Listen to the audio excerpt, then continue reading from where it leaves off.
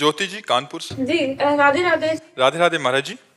महाराज जी, प्रभु प्रेम क्या है और प्रेम का क्या स्वरूप होना चाहिए? क्या प्रेम अपनी इच्छाओं के लिए करना चाहिए भागवतिक आशीर्वाद समझकर? हमें लगता है सबसे पहले को भजन करना चाहिए। बिना भजन के बातें नहीं समझ में आएगी, क्योंकि भगवान और भगवान का प्रेम ये दो नहीं है। भगवान ही प्रेम स्वरूप है, प्रेम ही भगवान है। जो प्रीति है, जो भाव है, वही भगवान है। जैसे आप भाव करोगे वैसे ही भगवान का आपको अनुभव होगा। जाकी रही भावना जैसी प्रभु मूरत देखी। अब प्रेम जो है ये कोई प्रवचन नहीं है, प्रेम हृदय का एक गुह्य विषय है, सूक्ष्मतरम। जो नारद जी ने प्रेम की व्याख्या की तो सूक्ष्मतरम, बड़ा सूक्ष्म है, अनुभव स्वरूपम, केवल अनुभव में आने वाला है। अनिर्वचनीयम प्रेम स्वरूपम। प्रेम का स्वरूप वाणी के द्वारा वर्णन नहीं किया जा सकता, जो किया जाता है वो बाहरी बात है। प्रेम का स्वरूप होता है जिससे हम प्यार करते हैं उससे कोई चाहत ना हो, उसके लिए मैं हूं, मेरे लिए वो नहीं। पहला लक्षण कामना रहितम प्रेम का। अब इसी में पहले में सब कट जाएंगे प्रेमी जितने हैं। जिसे हम प्यार कहते हैं ये स्वार्थ बुद्धि है। प्यार का पहला लक्षण कामना रहितम, हम उसके लिए हैं, वो हमारे लिए नहीं। अब इसमें तौल लो, सब खत्म। और स्थूल शरीर को देखकर प्रेम करते हैं। दूसरा कटिंग सूक्ष्मतरम, वो सूक्ष्मता का विषय है। और हम स्थूल देख के प्रेम करते हैं, गोरा है कि काला है, जवान है कि बूढ़ा है, मनोनुकूल है कि नहीं है। सूक्ष्मतरम, सूक्ष्मता तो हमने देखी नहीं, उसके आंतरिक भगवत भाव को तो देखा नहीं, उसकी आत्मा को देखकर हम प्यार नहीं कर रहे, उसके शरीर को देखकर प्यार कर रहे हैं। और अनुभव स्वरूपम, आपको देखा और आनंद में मगन हो गए, ऐसा तो नहीं है। क्रिया स्वरूपम, आपका प्रेम क्रिया स्वरूपम। और यहां प्यार क्या माना जाता है? बस देख लिया और देख करके आंसुओं से पुलकित होकर के गदगद कंठ हो गए, उसी में लुंठन हो रहा है, भूमि में रोमांच हो रहा है, प्रेम की दशाएं आ रही। अनुभव स्वरूपम, ये अनुभव स्वरूपम और ये क्रिया स्वरूपम।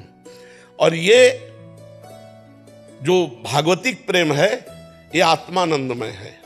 इसमें किसी की जरूरत नहीं दूसरे की, और इसमें दूसरे की जरूरत है। ये दो से होता है और ये एक से होता है।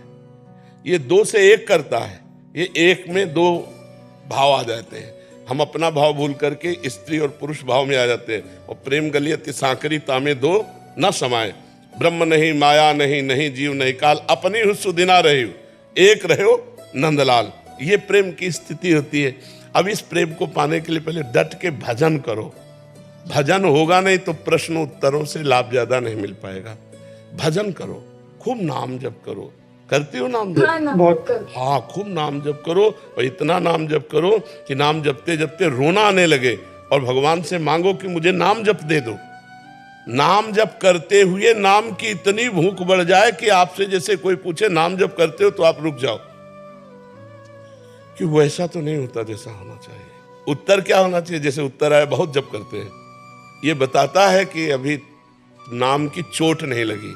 नाम की जब चोट लगेगी भजन की तो वैसे हो, एक लंबी सांस खींचोगे और कहोगे वो तो नहीं होता जैसे होना चाहिए। जैसा होना चाहिए वैसा। ये पूरे जीवन भूख बनी रहती भजनानंदी की। पूरे जीवन रात दिन भजन करने पर भी एक पीड़ा है कि हमसे भजन नहीं होता। आश्चर्य मानोगे, रात दिन भजन होने पर भी एक पीड़ा है कि हमसे वो भजन नहीं होता जो होना चाहिए। और वो इसी में विकल होकर के रोता है, इसी में प्रभु से मांगता है, प्रभु मुझे भजन दे दो। रात दिन भजन में डूबा हुआ, फिर भी भजन। ये है सतमार्ग भजन का। तो खूब नाम जप करो, भजन करो, तब प्रेम को समझ पाओगे, तब भगवान को समझ पाओगे। पहले मैं भजन ज्यादा करता था, लेकिन नाम जप से शुरू किया। अब सिद्ध हो गए तो नाम जप अब इतना निकलता है कि कोई प्रश्न पूछता है ना कुछ मेरे से, तो मेरे मुंह से राधा निकलता है। देखो, शांत जैसे हुए, अब क्या चल रहा है? बस इसी को इतना बढ़ा दो कि हम क्रिया करते हुए भी, बातचीत करते हुए भी, चलते हुए भी, बोलते हुए भी इसी में बने रहे, तो आप इसका परिणाम देख लेना। आप इसका परिणाम देख लेना। मतलब बहुत कठिन है संसार में, अगर कुछ कठिन है तो वह नाम जप। आप देख लो, सब लोग देख लो। एक जहाँ यहाँ बैठे तो एक बैठे तो उनका सुनो, अगर बहादुरी तुम में है तो 5 मिनट एक जगह मन को लगा के दिखा दो। 5 मिनट हम कह रहे राधा, इसके सिवा याद नहीं आना चाहिए, फेल हो जाओगे। 5 मिनट नहीं लगा सकते, 5 मिनट नहीं टिक सकते जहां हमें पूरा जीवन टिकाना है, पूरा जीवन टिकाना है। ऐसे बातें फर्राटेदार मारना अलग है, शांत बैठ करके मन को भगवदाकार बना लेना बहुत कठिन बात है। उसी की तो प्राप्ति के लिए हम प्रयासरत है। तो केवल ज्ञान नायमात्मा प्रवचने न लभ्या, बहुत अच्छा प्रवचन कर लेता है तो भगवत प्राप्त थोड़ी हो जाएगा। बहुत प्रवचन सुन लेता है तो भगवत प्राप्त थोड़ी हो जाएगा। मेधया बहुत बुद्धिमान है तो थोड़ी प्राप्त हो जाएगा।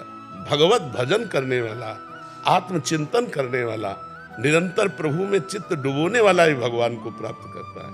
जी।